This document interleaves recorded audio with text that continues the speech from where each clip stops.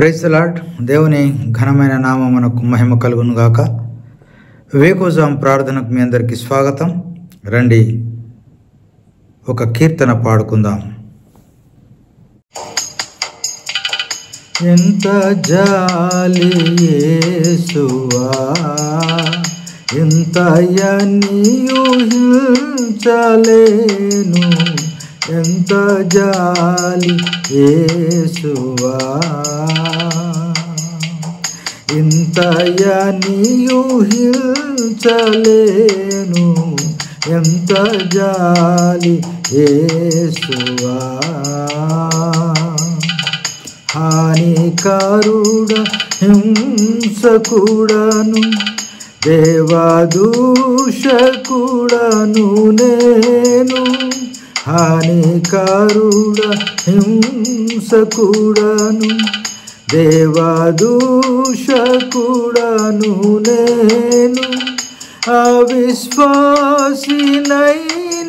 నన్ను, అవిశ్వాసినైన నన్ను ఆదరించినావుగా.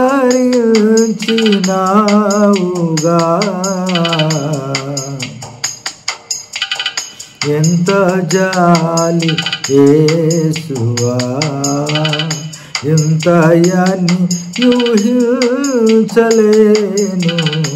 ఎంత జాలి యేసువా. వాక్యం చదువుకుందాము. ఫిలిప్పీలకు రాసిన పత్రిక 3వ అధ్యాయం 8వ వచనం చదువుకుందాం. నిశ్చయముగా నా ప్రభువైన యేసుక్రీస్తును గూర్చిన అతి శ్రేష్టమైన జ్ఞానము నిమిత్తమై సమస్తమును నష్టముగా ఎంచుకొన్నాను. ప్రియమైనటువంటి దేవుని ప్రజలారా, ఈ వాక్యము అపోస్తలుడైన పౌలు ఫిలిప్పీ సంఘానికి తన వ్యక్తిగత సాక్ష్యంగా తెలియజేసినటువంటి మాట. ఒకప్పుడు సౌలుగా ఉన్నప్పుడు ఆయన క్రైస్తవ్యానికి వ్యతిరేకంగా ఒక బలమైనటువంటి వ్యక్తిగా ఆయన పనిచేస్తూ వచ్చాడు. అయితే ఆయనని దేవుడు దమస్కు మార్గంలో సంధించాడు, దర్శించాడు, దర్శనమిచ్చాడు. ఆయన చేసినటువంటి నేరాలు, ఘోరాలు, దేవునికి వ్యతిరేకంగా చేసినటువంటి పాపాలన్నీ కూడా ఒక్కసారి జ్ఞప్తికి వచ్చి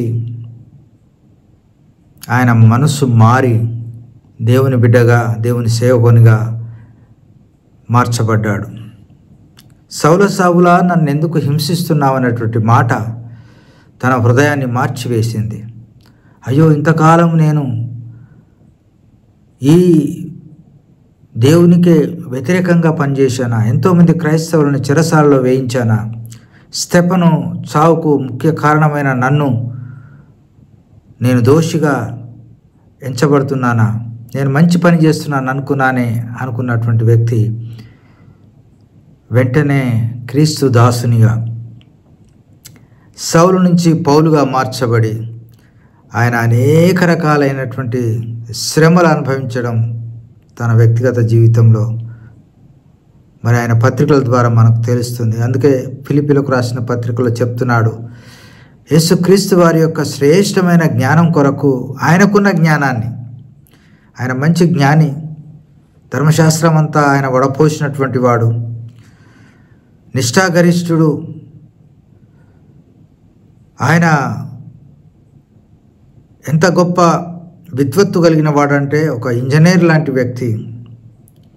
ఆయనకు రాని విద్యలు లేవంట.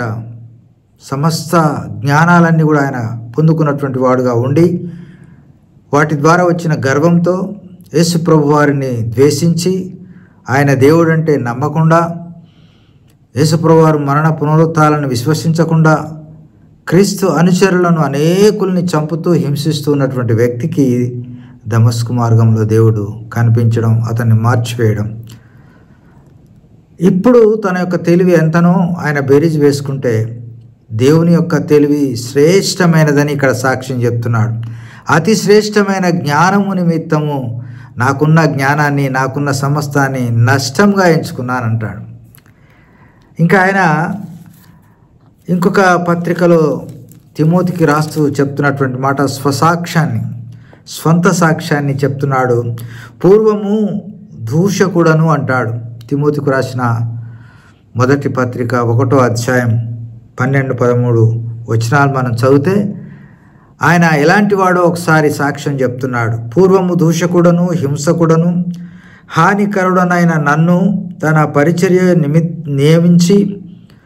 పరిచర్యకు నియమించి నమ్మకమైన వానిగా ఎంచినందుకు నన్ను బలపరిచిన మన ప్రభువైన క్రీస్తు యేసుకు కృతజ్ఞుడనై ఉన్నాను. తెలియక అవిశ్వాసం వలన చేసితిని గనుక నేను కనికరించబడితిని అంటాడు. కాబట్టి ప్రియమైనటువంటి దేవుని ప్రజలారా, ఎప్పుడైతే తెలవకుండా ఆయన చేసిన పనులన్నిటినీ అయ్యా నేను పాపిని తెలవకుండా చేశానని దేవుని దగ్గర ఒప్పుకున్నాడు, వెంటనే క్షమాపణ పొంది దేవునికి సేవకునిగా అంకితం కాబడినాడు. కొరింథీయులకు రాసిన మొదటి పత్రిక 11వ అధ్యాయం 1వ వచనంలో నేను క్రీస్తును పోలి నడుచుకున్నాను అంటాడు. మీరు నన్ను పోలి నడుచుకోండి. ఎంత ధైర్యమైన మాట. కాబట్టి ప్రియమైనటువంటి దేవుని ప్రజలారా, పౌలు ఎలా క్రీస్తును పోలి నడుచుకున్నాడో మనమందరం కూడా మార్చబడిన బిడ్డలం.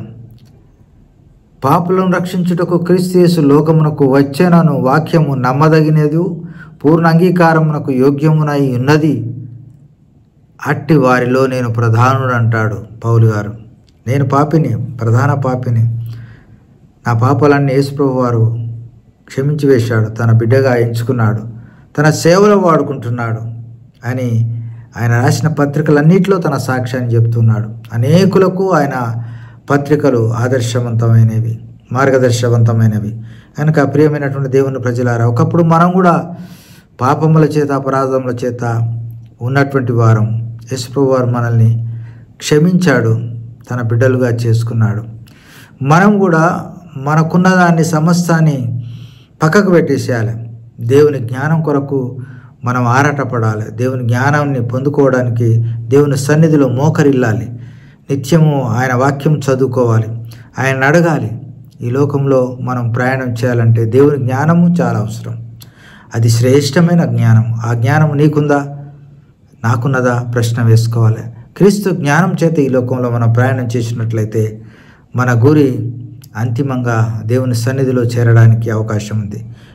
కనుక ప్రియమైనటువంటి దేవుని ప్రజలారా, మనం ఆ విధంగా వేకోజాములో దేవుని వాక్యాన్ని ధ్యానించి, దేవుని ప్రార్థించి, మన నిత్య ప్రయాణంలో, నిత్య జీవితంలో, విశ్వాస జీవితంలో ప్రభు సహాయాన్ని కోరుతూ శ్రేష్టమైన జ్ఞానాన్ని పొందుకోవడానికి మనం ప్రార్థించుకుందాం. ప్రేమ కలిగిన మా ప్రియ పరలోకపు తండ్రి, నీకు వందనాలు, స్తోత్రాలు. ఆయన ఎంతో విద్వత్తు, విజ్ఞానం కలిగినటువంటి సౌలు పౌలుగా మార్చబడ్డాడు. సత్యాన్ని తెలుసుకున్నాడు. ములుకోల ముళ్ళుకు తన్నాడు, అదే గాయమైంది. తన హృదయ ప్రవర్తన జరిగింది. క్రీస్తు దాసునిగా ఆయన మార్చబడ్డాడు.